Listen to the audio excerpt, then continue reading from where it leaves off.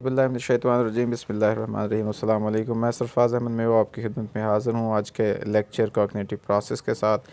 आज के लेक्चर में हम कॉग्निटिव प्रोसेसेस के हवाले से बात करेंगे। कॉग्निटिव प्रोसेस क्या होता है, कॉग्निशन क्या होती है, कॉग्निटिव प्रोसेसेस क्या होते हैं, मेंटल प्रोसेसेस और मेंटल रिसोर्सेज क्या होते हैं। इसके अलावा प्रॉब्लम सॉल्विंग और रीजनिंग के हवाले से हम इसमें बात करेंगे और आपको तमाम चीज़ें इंशाल्लाह जितने भी इसमें कॉन्सेप्ट्स हैं उनको क्लियर करने की कोशिश करेंगे। पहले भी इस पर थोड़ी सी चीज़ें हुई थी लेकिन इनमें इस दफ़ा हम इंशाल्लाह कोशिश करेंगे कि इस चीज़ों को आपके साथ क्लियरली इन चीज़ों को बयान करें। तो आइए आज के लेक्चर का आगाज़ करते हैं और उम्मीद है कि ये लेक्चर भी आपके लिए एक बहुत इन्फॉर्मेटिव साबित होने जाएगा। Thank you. सबसे पहले बात करते हैं कि कॉग्निशन क्या है। कॉग्निशन बेसिकली एक जनरल टर्म है तमाम फॉर्म्स ऑफ नोइंग, जितने भी फॉर्म्स ऑफ नोइंग हैं उनके लिए जो स्टडी ऑफ कॉग्निशन है वो स्टडी हमारी जो मेंटल लाइफ की स्टडी है वो है। और कॉग्निशन के अंदर जो है कंटेंट्स भी आते हैं और प्रोसेसेस भी आते हैं। कंटेंट ऑफ कॉग्निशन जो है जिनको हम जानते हैं, मसलन कॉन्सेप्ट्स, फैक्ट्स, प्रोपोजिशंस, रूल्स और मेमोरीज होती हैं, जैसे कि a dog is a mammal, a red light means stop, or I first left home, I first left home at age 18। तो ये सारे क्या हैं, ये बेसिकली हमारे कंटेंट्स हैं और इनको कहा जाता है contents of cognition. Cognitive processes जो हैं are how you manipulate these mental contents, के आप इन मेंटल जो कंटेंट्स होते हैं हमारे, इनको हम मैनिपुलेट किस तरह से करते हैं। और मैनिपुलेट करना क्या होता है मेंटल को in ways that enable you to interpret the world, के किस तरीके से हमें ये दुनिया के बारे में वो इंटरप्रिटेशन दे रहे होते हैं जो हमारे इर्द गिर्द मौजूद है, और एक उसका क्रिएटिव सोल्यूशन फाइंड करना जो हमारी लाइफ के डिलेमास होते हैं उनके हवाले से, या लाइफ की जो प्रॉब्लम्स होती हैं उन तमाम चीज़ों के, ये कॉग्निटिव प्रोसेसेस है जो किससे बनते हैं, हमारे जो कंटेंट ऑफ कॉग्निशंस हैं। तो कंटेंट ऑफ कॉग्निशन किससे बनते हैं, वो कॉग्निशन से बनते हैं। तो ये इस तरह से एक जो है इसका साइकिल चलता है। अब साइकोलॉजी के अंदर जो कॉग्निशन की स्टडी है वो जो है रिसर्चर्स ने in the field of cognitive psychology की। तो ओवर द पास्ट 3 डिकेड्स, 3 हम डिकेड्स से बात करते हैं, दिहाइयों की बात है, तो जो फील्ड ऑफ कॉग्निटिव साइकोलॉजी है वो एक सप्लीमेंटेड के तौर पर जो डिसिप्लिनरी फील्ड है कॉग्निटिव साइंसेस की, उस पर तक काम कर रही है। तो कॉग्निटिव साइंस जो है वो फोकस करती है जो कलेक्टेड नॉलेज है सेवरल एकेडमिक स्पेशलिटीज़ का on the same theoretical issues. इसमें जो फंडामेंटल मेथडोलॉजीज़ जो स्टडी करने के लिए मेंटल प्रोसेसेस को वो डिवाइस्ड की गई 1868 में। बहुत इंपॉर्टेंट पॉइंट है, याद रखिएगा। ये डच साइकोलॉजिस्ट, डच फिजियोलॉजिस्ट थे, सॉरी, FC डॉन्डर्स, इन्होंने इसको जो किया, और ये था जी to study the speed of mental processes. तो डॉन्डर्स जो थे उसने इन्वेंट की एक सीरीज़ ऑफ एक्सपेरिमेंटल टास्क की, और ये बिलीव किया जाता था, और उसने बिलीव किया कि वो डिफ्रेंशिएट करेंगे बाय द मेंटल स्टेप्स को इन्वॉल्व फॉर सक्सेसफुल परफॉर्मेंस के ज़रिए, यानी सक्सेसफुल परफॉर्मेंस को इन्वॉल्व करके कि उसको डिफ्रेंशिएट करना मेंटल स्टेप्स के ज़रिए से। मेंटल प्रोसेसेस और मेंटल रिसोर्सेज की हम बात करते हैं तो जब कॉग्निटिव जो साइकोलॉजिस्ट है वो ब्रेक डाउन करते हैं हाई लेवल एक्टिविटीज़ को, जैसे कि लैंग्वेज है, लैंग्वेज का इस्तेमाल है, या प्रॉब्लम सॉल्विंग है, इनको कहा जाता है हाई लेवल एक्टिविटीज़। उसको किस में करते हैं, इनटू कंपोनेंट प्रोसेसेस के अंदर। तो अक्सर जो है दो often act as if they are playing a game with blocks, जैसे कि वो ब्लॉक्स के साथ गेम खेल रहे हैं। जब वो हाई लेवल जो मेंटल एक्टिविटीज़ है उनको ब्रेक डाउन करते हैं, ठीक है। और इसमें क्या होता है, ईच ब्लॉक, जो हर ब्लॉक होता है उसका जो जब उसको ब्रेक डाउन किया जाता है हाई लेवल एक्टिविटीज़ को, तो वो ब्लॉक्स में तब्दील हो जाती है। अब जो हर ब्लॉक है वो रिप्रेजेंट कर रहा होता है एक डिफरेंट कंपोनेंट्स को, और जो कि कैरिड आउट होता है। तो द गोल क्या है, वो है is to determine the shape and size of each block. जो मकसद है मेंटल प्रोसेसेस का वो है कि उन ब्लॉक्स को एक शेप और साइज़ देना हर ब्लॉक को, और ये देखना कि किस तरह से ये ब्लॉक एक दूसरे में फिट होते हैं और एक होल एक्टिविटी को बनाते हैं। इसमें एक सीरियल प्रोसेसेस होते हैं, जब 2 या 2 से ज़्यादा मेंटल प्रोसेसेस कैरिड आउट होते हैं एक ऑर्डर में और वन आफ्टर द अदर, एक के बाद एक करके, तो उसको कहते हैं सीरियल प्रोसेसेस। जब मेंटल प्रोसेसेस एक के बाद एक करके चल रहे होते हैं।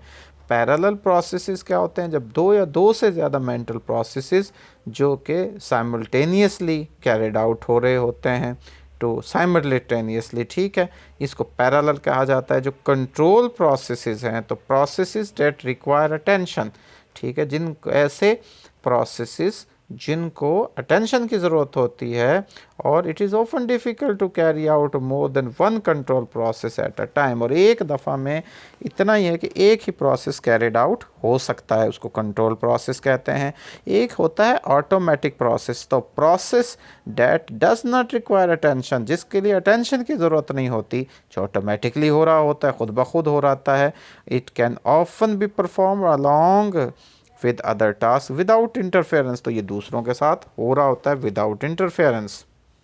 अगर हम पैरेलल प्रोसेसेस की और सीरियल प्रोसेस की एग्जांपल्स पे बात करते हैं, तो फॉर एग्जांपल हम देखते हैं कि जब हम एक रेस्टोरेंट में हो और हमें डिसाइड करना हो कि हमने क्या ऑर्डर करना है, तो हम फोकस करते हैं जो एंट्रीज़ होती हैं एट अ टाइम, और जज करते हैं कि किसको हमने क्वालिफाई करना है, यस कहना है, किसको नो करना है, किसको मे भी करना है। हर एंट्री के लिए हमारी जो जजमेंट प्रोसेस है वो फॉलो करता है हमारे रीडिंग प्रोसेस को। तो इसको बेसिकली हम कहते हैं ये सीरियल हमारा एक प्रोसेस होता है। और जो कि पैरेलल की जब हम बात करें, तो प्रोसेसेस पैरेलल होते हैं जब ये ओवरलैप करते हैं इन टाइम में। जैसे कि टाइम जब आता है कि हमने ऑर्डर देना है, तो हमारा जो लैंग्वेज प्रोसेस है वो उसमें काम कर रहा है, वो हमें इनेबल बनाता है कि हम अंडरस्टैंड करें वेटर के क्वेश्चन को, कि जस्ट जब वो कहेगा कि what can I get for you, मैं आपके लिए क्या लाऊं, ये चीज़ें, तो फिर वो क्या होता है, वो ऑपरेट हो रहा होता है सेम टाइम, जैसे कि एक प्रोसेस जो अलाउ कर रहा था कि हम अपना रिप्लाई को फार्मूलेट करने में, अपना जवाब देने के, कि आई वुड लाइक टू जो है ईट समथिंग, कुछ भी आप सूप ईट जो है वो आप कह सकते हैं कि बर्गर कह सकते हैं, शवारमा कहते हैं, एनीथिंग एल्स आपको होता है। अब ये क्या होता है कि डेट्स वाई हम रेडी होते हैं टू रिस्पॉन्ड करने में as soon as the waiter finishes his question. जैसे ही वो अपना क्वेश्चन फिनिश करता है, तो हम उस पर, क्योंकि उस वक्त हमारा वो पैरेलल में चल रही होती हैं दोनों चीज़ें, हम लैंग्वेज को भी अंडरस्टैंड कर रहे होते हैं, और अपने वो जो हमने सीरियल उसमें रीड आउट किया हुआ है फला फला फला फला चीज़ें हैं, तो वो भी दोनों एक साथ में काम कर रही होती हैं। प्रॉब्लम सॉल्विंग की जब हम बात करें, तो प्रॉब्लम सॉल्विंग जो हमारी थिंकिंग होती है, जो डायरेक्ट करती है किसी भी जो है वो स्पेसिफिक प्रॉब्लम को सॉल्व करने के लिए, और जो मूव करती है कि इनिशियल स्टेज से गोल स्टेट की तरफ, और ये होती किसके, हमारे मेंटल प्रोसेस जो ऑपरेशंस होते हैं उनके सेट के ज़रिए से, तो उसे प्रॉब्लम सॉल्विंग थिंकिंग कहते हैं। ठीक है, ये थिंकिंग की एक टाइप है प्रॉब्लम सॉल्विंग, लेकिन वो जो स्पेसिफिक टारगेट की तरफ चल रही होती है किसी मसले को हल करने के लिए इनिशियल स्टेज से। अब हम रीजनिंग की बात करते हैं, तो जो प्रोसेस होता है थिंकिंग का, जिसमें कि कंक्लूजन जो है वो ड्रान किया जाता है एक सेट ऑफ फैक्ट्स से, हमारे पास एक सेट ऑफ फैक्ट्स होता है, तो उसमें से हम लेते हैं, और थिंकिंग जो है वो डायरेक्ट होती है टुवर्ड आ गिवन गोल और ऑब्जेक्टिव। प्रॉब्लम स्पेस की जब हम बात करते हैं, प्रॉब्लम स्पेस जो एलिमेंट्स होते हैं जो हमें एक प्रॉब्लम को बनाते हैं, इसमें जो इनिशियल स्टेट है, फिर उसके बाद इनकम्प्लीट इंफॉर्मेशंस और अनसेटिस्फैक्ट्री कंडीशंस जो होती हैं, जिनसे पर्सन जो है वो स्टार्ट करता है, और जो एक गोल स्टेट होती है, इसमें जो सेट ऑफ इंफॉर्मेशन और स्टेट ऑफ पर्सन जो है वो विश करता है टू अचीव, और जो फिर क्या आता है, सेट ऑफ ऑपरेशंस आता है, जस्ट वो जो स्टेप्स होते हैं पर्सन्स जो लेता है मूव करने के लिए from the initial state to the goal state. ये सारी हैं प्रॉब्लम स्पेसेस हमारी हैं। अगर जैसे हमने पहले बात की थी एल्गोरिथम की, तो एल्गोरिथम बेसिकली एक स्टेप बाय स्टेप प्रोसीजर है जो कि always provide the right answer for a particular type of problem. जो हमारी एक ख़ास किस्म की प्रॉब्लम होती है, पर्टिकुलर टाइप प्रॉब्लम होती है, उसके लिए, जैसे कि जब हम अलजबरे का क्वेश्चन कर रहे थे, अलजबरे का क्वेश्चन है, मैथमेटिकल जितने भी क्वेश्चंस होते हैं उसमें हम एक स्टेप बाय स्टेप चलते हैं, इनिशियल से चलते हैं और एंड तक जाते हैं, और उसमें बाकायदा नंबर्स होते हैं, स्कोरिंग होती है कि आपने इतने स्टेप करोगे तो इतने, अगर कोई स्टेप मिस होता है उस नंबर की डिडक्शन हो जाती है। इसको कहा जाता है एल्गोरिथम। अब ह्यूरिस्टिक क्या है, कॉग्निटिव स्ट्रेटजीज या रूल ऑफ थंब जिसको हमने पहले भी बात की थी, उनको ऑफन यूज़ किया जाता है just shortcut in solving a complex inferential task. जब एल्गोरिथम्स जो है अनअवेलेबल होते हैं, जब हमारे पास स्टेप्स अनअवेलेबल हों, तो फिर प्रॉब्लम सॉल्वर जो होते हैं ऑफन रिलाई ऑन ह्यूरिस्टिक्स, फिर वो ह्यूरिस्टिक्स पे करते हैं रिलाई, और विच आर ये बेसिकली स्ट्रेटजीज होती हैं या रूल ऑफ थंब होते हैं। सपोज जैसे हम फॉर एग्जांपल बात करते हैं, you are reading a mystery and you would like to solve the problem of who murdered an e commerce tycoon. यानी किसी के बारे में भी जब आप किसी के बारे में आप जब इन्वेस्टिगेशन कर रहे हैं, किसी को करें कि फ़लाँ को किसने मारा, तो फिर क्या होता है, तो हमने सॉल्व प्रॉब्लम करना है और हम क्या करेंगे, अब उसमें वो स्टेप बाय स्टेप प्रोसीजर नहीं है हमारे पास, तो वो अवेलेबल नहीं है, तो फिर उसके लिए हम ह्यूरिस्टिक मेथड यूज़ करेंगे। ह्यूरिस्टिक मेथड की कितनी टाइप है वो हम आगे आपको बताऊंगा।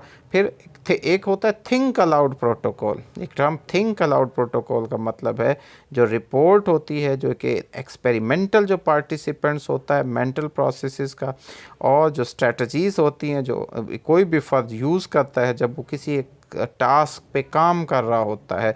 तो जब वो काम करते हुए जब वो सोच रहा होता है, जो बात वो उसको रिपोर्ट कर रहा होता है, जब वो उसको लिख रहा होता है, उसको बयान कर रहा होता है, तो उसको कहते हैं थिंक अलाउड प्रोटोकॉल। अब हम जैसे कि जो पार्टिसिपेंट्स होते हैं उनसे पूछा जाता है कि वो बताएं कि उनके माइंड में क्या आया जब वो कंप्लीट करते हैं, टास्क कंप्लीट करते हैं, कर रहे थे उस वक्त करते। तो इसके अंदर जो है वो तमाम चीज़ें होती हैं कि उन्होंने क्या देखा, क्या सोचा, क्या कर रहे थे, क्या फील करते हैं, वो तमाम चीज़ें जो हैं वो होती हैं। तो उसको हम कहते हैं थिंक अलाउड प्रोटोकॉल। अब हम इसको क्यों इस्तेमाल करते हैं थिंक अलाउड प्रोटोकॉल्स को, या होता क्या, थिंक्स अलाउड क्या होता है, ये हमें ये स्टूडेंट्स को ख़ास तौर पर हेल्प करता है लर्न करने के लिए कि मॉनिटर करना है उन अपनी थिंकिंग को, जैसे ही वो पढ़ते हैं अपनी कंप्रीहेंशन को इम्प्रूव करते हैं। इसके अलावा ये स्टूडेंट्स को सिखाता है टू री रीड अ सेंटेंस, कि हमने दोबारा से कैसे री रीड करना है, और उसको क्लियरिफाई करने के लिए, और उसके जो कॉन्टेक्स्ट क्लूज़ होते हैं उनको देखने के लिए, उनके हवाले से सेंस बनाने के लिए। जैसे एक बंदा, कई लोगों की आदत होती है ऊंची आवाज़ में पढ़ते हैं और उसको अपने, ताकि हमें उनके रीजंस बन सके, तो उसके लिए ये पढ़ा जाता है और इस्तेमाल किया जाता है। तो थिंक अलाउड जो है, ये जो टर्म है बेसिकली थिंक अलाउड प्रोटोकॉल इसे कहा जाता है। फंक्शनल फिक्सडनेस जो होती है, ये एक मेंटल ब्लॉक होता है, मेंटल ब्लॉक जो हमारे मेंटल प्रोसेसेस को रोक देता है, और जो एडवर्सली इफ़ेक्ट्स करता है हमारी प्रॉब्लम सॉल्विंग को, इनहिबिट करता है परसेप्शन को न्यू फंक्शंस के हवाले से, कि जो ऑब्जेक्ट्स के हवाले से होता है, जो कि प्रीवियसली एसोसिएटेड होते हैं सब अदर पर्पस के साथ। जब भी हम स्टक हो जाते हैं किसी भी प्रॉब्लम के अंदर, तो हम अपने आप से सवाल करते हैं कि how am I representing the problem, or are there different or better ways that I can think about the problem or components of its solution। तो इस तरह के हम questions कर रहे होते हैं। if words don't work, अगर ये अल्फाज काम नहीं करते हैं, तो फिर कहते हैं try ड्राइंग अ पिक्चर, उसके लिए एक तस्वीर उसकी बनाई जाती है, उसको किया जाता है वो सारा। तो ये फंक्शनल फिक्सडनेस बेसिकली एक मेंटल ब्लॉक होता है जो प्रॉब्लम सॉल्विंग के अंदर एडवर्सली इफ़ेक्ट कर रहा होता है, और हमारी जो परसेप्शन है न्यू फंक्शंस के किसी भी ऑब्जेक्ट के हवाले से जो प्रीवियसली उसके साथ एसोसिएटेड होते हैं, उनको जो परसेप्शन उनको इनहिबिट कर रही होती है। क्रिएटिविटी क्या है? क्रिएटिविटी एक इंडिविजुअल्स एबिलिटी होती है जनरेट करना नई आइडियाज़ को, प्रोडक्ट्स को, और जो बहुत नॉवल और अप्रोप्रिएट होते हैं to the circumstances in which they were generated. उन जिस ये जनरेट किए जाते हैं सर्कमस्टांसेस में, वहाँ पर वो बहुत ज़्यादा अहमियत के हामिल होते हैं। जैसे बल्ब की ईजाद होने क्रिएटिविटी थी, क्योंकि उसकी वजह से रोशनी हुई, उस इलाके को फ़ायदा। तो ये सारी चीज़ें। अब आ जाती है थिंकिंग, डाइवर्जेंट और कन्वर्जेंट थिंकिंग में क्या? डाइवर्जेंट थिंकिंग एक एस्पेक्ट्स है क्रिएटिविटी का, बेसिकली ये थिंकिंग की आगे क्रिएटिविटी की आ जाती हैं। जैसे हमने प्रॉब्लम सॉल्विंग की बात की, अब हम क्रिएटिविटी की तरफ आते हैं।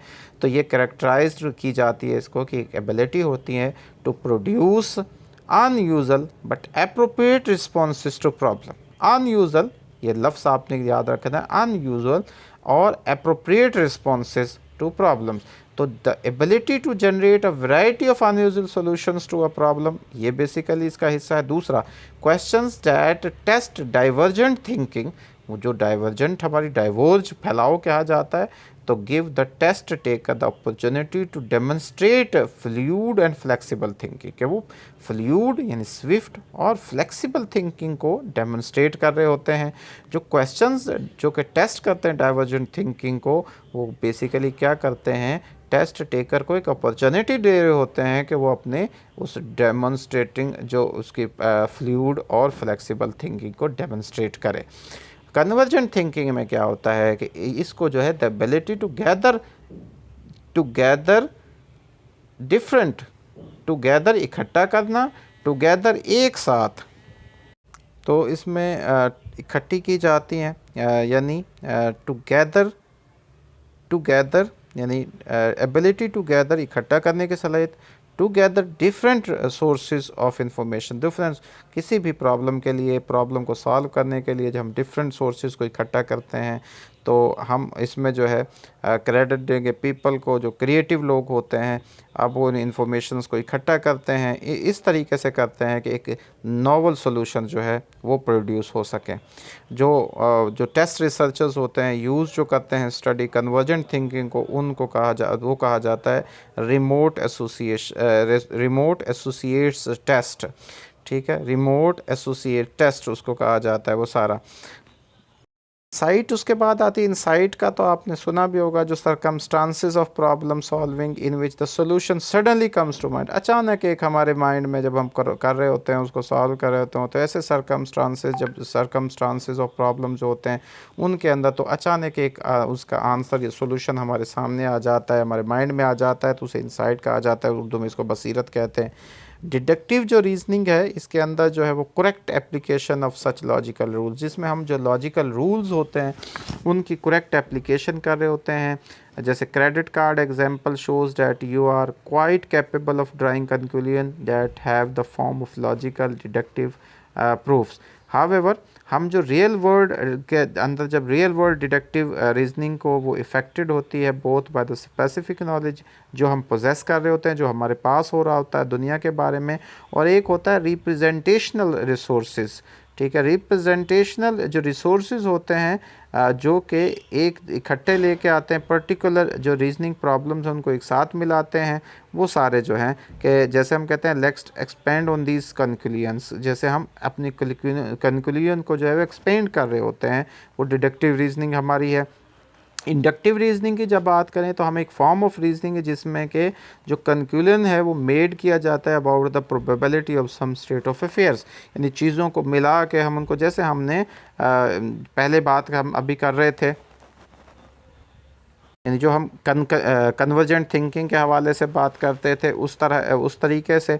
तो इसमें बेसिकली, और ये जो इसमें पीपल यूज़ करते हैं पास्ट इंफॉर्मेशंस को एक्सपेक्टेशंस जनरेट करने के लिए अबाउट द प्रेजेंट और फ्यूचर, यानी जो बेसिकली हमने माजी से सबक सीखा, माजी के जो तजुर्बात थे जो हमारे सामने हैं, उनकी बेस पर हम क्या कर रहे होते हैं, फ्यूचर की प्रेडिक्शन कर रहे होते हैं। तो मेंटल सेट्स जो होते हैं वो टेंडेंसी होती है रिस्पॉन्ड करने की एक न्यू प्रॉब्लम्स के, और इस मैनर के अंदर जिसमें कि जो रिस्पॉन्ड करता है एक प्रीवियस प्रॉब्लम से, इनको मेंटल सेट कहा जाता है, यानी हमारी रिस्पॉन्ड करने की जो टेंडेंसी किसी भी प्रॉब्लम के हवाले से।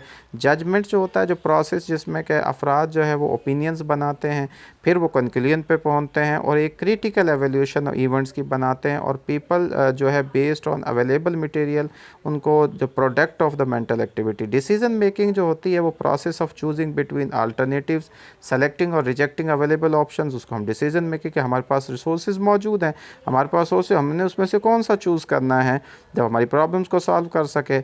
अवेलेबिलिटी ह्यूरिस्टिक्स क्या होते हैं कि जो हमारी जजमेंट बेस्ड होती है, जजमेंट जो बेस्ड करती है इन्फॉर्मेशन को, जो कि हमारी मेमोरी में पहले से चीज़ें मौजूद होती हैं, उसको अवेलेबिलिटी ह्यूरिस्टिक्स कहा जाता है। और रिप्रेजेंटेटिवनेस ह्यूरिस्टिक्स एक कॉग्निटिव स्ट्रेटजी होती है जो कि असाइन की जाती है एक ऑब्जेक्ट्स को किसी कैटेगरी के अंदर, उसके कुछ कैरेक्टरिस्टिक्स की जो उसके अंदर मौजूद उनकी बेस पर, और उस जो कि उस कैटेगरी को उसको रिप्रेजेंटेटिव होते हैं उस कैटेगरी की, जैसे कि मीठा होना, कड़वा होना, ये सारी मैंने पहले भी अब पिछले लेक्चर में भी आपको चीज़ें बताई थी। तीसरा होता है एनकोरिंग ह्यूरिस्टिक्स, एक एन इनसफिशिएंट एडजस्टमेंट अप और डाउन यानी एक हमारी इनसफिशिएंट एडजस्टमेंट हो, ना काफ़ी हमारी एडजस्टमेंट है up and down from original starting value, जब हम जो है when judging the probable value of some event और आउटकम्स, हम उसके जो वैल्यूज़ होती हैं सम इवेंट्स की या आउटकम्स की, उनको हम जज कर रहे होते हैं उस वक़्त। ये जो बेसिकली एनकोरिंग ह्यूरिस्टिक्स होती है उसको फोकलिज्म भी कहा जाता है, और ये रेफर ह्यूमन जो टेंडेंसी होती है to accept and rely on, किसी चीज़ को कबूल करने की, उस पर रिलाई करने की। जो फर्स्ट पीस ऑफ इंफॉर्मेशन जो रिसीव होता है किसी भी डिसीज़न, कोई भी डिसीज़न करने से पहले, डिसीज़न मेकिंग से पहले जो हमें एक फ़र्स्ट पीस ऑफ इंफॉर्मेशन मिलता है वो बेसिकली उसको कहा जाता है एनकोरिंग ह्यूरिस्टिक्स। तो फर्स्ट पीस ऑफ इंफॉर्मेशन होता है वो एंकर होता है, उसको एंकर कहा जाता है। और जो सेट्स होते हैं, जो सेट्स जो टून फॉर एवरीथिंग, उनको जिसको फॉलो किया जाता है। अब इसकी हम अगर एग्जांपल की बात करें तो हम कहते हैं कि एंकरिंग जो बायस है वो भी होती है जब जो अफराद होते हैं रिलाई टू मच करते हैं प्री एग्जिस्टिंग इन्फॉर्मेशन के ऊपर, और जो फर्स्ट इन्फॉर्मेशन जो उन्हें मिल रही होती है उसके ऊपर रिलाई करते हैं, जैसे सुनी सुना ही कहते हैं, किसी ने कोई बात कह दी उस पर हमने अमल कर लिया। फॉर एग्जांपल अगर हम एक कोई टी शर्ट देखते हैं जिसकी कीमत जो है वो 1200 रुपया होती है, फिर हम एक सेकंड देखते हैं जिसकी कीमत जो है वो 1000 रुपया होती है, तो हम पहले से उसके प्रॉन हो जाते हैं सो द सेकंड शर्ट के जिसकी जो सस्ती होती है उस पर कि ये सस्ती है, ये हमने लेनी है। तो इसको कहा जाता है बेसिकली एंकरिंग बाइस। ठीक है, एंकरिंग बाइस, जो चीज़ हमें कम रखती है। जो फर्स्ट हमने देख लिया, अब हमने ये नहीं देखा पहली महंगी थी हमने रिजेक्ट कर दी, दूसरी देखी वो सस्ती थी, तो फर्स्ट इन्फॉर्मेशन जो हमारे माइंड में आई कि ये महंगी थी तो वो हमने कबूल कर दी। तो ये तो था जी आज का हमारा लेक्चर, जिसमें हमने आपको मेंटल प्रोसेसेस के हवाले से आपको डिटेल में बताने की कोशिश की है, समझाने की कोशिश की है। उम्मीद है कि आपको ये लेक्चर पसंद आया होगा और आपके बहुत सारे कॉन्सेप्ट्स क्लियर होंगे। अल्लाह ताला से दुआ है कि अल्लाह ताला आपकी ज़िंदगी में आसानियाँ नसीब फरमाए और आसानियाँ तकसीम करने की तौफीक नसीब फरमाए। आपका बहुत शुक्रिया। अल्लाह हाफ़िज़।